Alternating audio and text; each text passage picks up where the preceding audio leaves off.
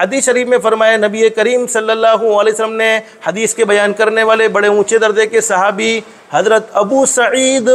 خدری رضی اللہ عنہ فرماتے ہیں نبی کریم صلی اللہ علیہ وسلم نے ارشاد فرمایا جب رمضان کی پہلی رات ہوتی ہے تو آسمان کے تمام دروازے کھول دیے جاتے ہیں، کوئی دروازہ بند نہیں ہوتا ہے جب تک کہ پورا رمضان کا مہینہ گزر نہ جائے۔ پھر ہمارے نبی حضرت محمد الرسول اللہ صلی اللہ علیہ وسلم نے ارشاد فرمایا جب رمضان میں میرا کوئی امتی رات کو نماز پڑھتا ہے یعنی تراویح کی نماز، اب ہر نماز میں سجدہ ہوتا ہے، صرف جنازے کی نماز میں سجدہ نہیں ہوتا، باقی ہر نماز میں سجدہ ہوتا ہے۔ حدیث شریف میں فرمایا نبی کریم صلی اللہ علیہ وسلم نے ایک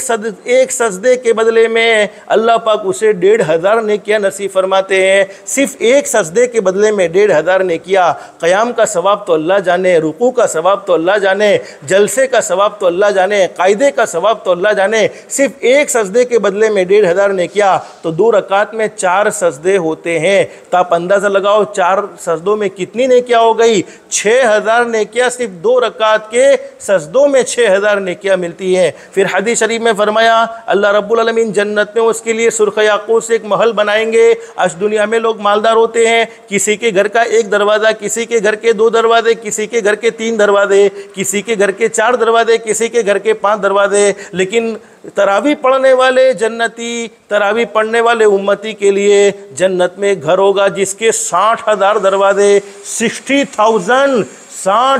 دروازے، جس کو ہم اپنی زبان میں کہے 60,000 دروازے ہوں گے، اور ہر دروازے کے متعلق ایک محل ہوگا۔ پھر ہمارے نبی نے فرمایا جب میرا کوئی امتی رمضان کا پہلا روزہ رکھ لے، پہلا روزہ رکھتے ہی اللہ پاک اس کی زندگی کے سارے گناہوں کو معاف فرما دیتے ہیں، اور اللہ رب العالمین حدیث شریف میں موجود ہے اللہ پاک اس کے گناہوں کو تو معاف فرما دیتے ہیں، لیکن 70,000 فرشتے، 70,000 فرشتے صبح صادق سے لے کر صبح صادق سے لے کر غروب آفتاب تک یعنی سورج کے ڈوبنے تک، افطار کا وقت ہونے تک 70,000 فرشتے اس کے لیے مغفرت کی دعائیں کرتے ہیں۔ ہم سب کا ایمان ہے کہ کوئی مولانا صاحب ہمارے لیے دعا کرے تو قبول ہوتی ہے، کوئی حافظ صاحب ہمارے لیے دعا کرے تو قبول ہوتی ہے، کوئی اللہ کا ولی ہمارے لیے دعا کرے تو قبول ہوتی ہے۔ تو فرشتے تو اللہ کی وہ معصوم جماعت ہے جن کا کوئی گناہ ہی نہیں، جن کا کوئی نافرمانی نہیں، جب وہ دعا کریں گے مغفرت کی تو کیا اللہ پاک ہمیں معاف نہیں کرے گا؟ ضرور معاف فرمائے گا۔ پھر فرمایا نبی کریم صلی اللہ علیہ وسلم نے